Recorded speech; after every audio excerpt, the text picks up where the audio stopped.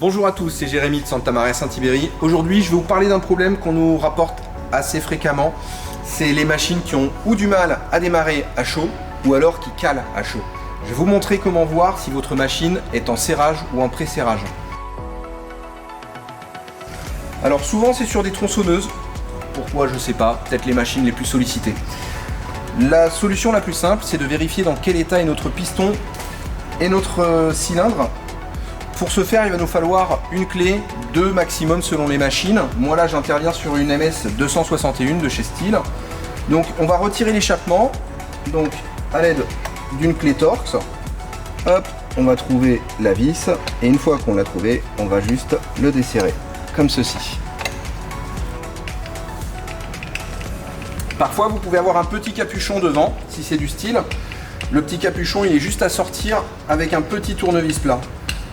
Alors, donc quand on a retiré la deuxième vis comme ceci, sur les 261, on se retrouve avec également des vis en dessous à défaire. Et une fois que c'est défait, on retire notre échappement. Hop, on fait attention parce qu'on va se retrouver avec le joint d'échappement à positionner sur le côté. Et donc on va pouvoir regarder l'état du piston qui est rayé. Juste là, bingo. Là on est sur une machine qui va présenter donc des rayures qui vont être donc verticales, ce qui n'est pas du tout normal. Sur un cylindre, on est censé retrouver donc un piston avec une parfaite surface. Et donc là, on a un piston tout neuf et donc on peut voir la surface absolument parfaite, aucune rayure qui va de haut en bas, sans quoi il y aurait un gros problème. Voilà, on va dire, qui va permettre d'avoir une étanchéité la plus parfaite possible à l'intérieur du moteur.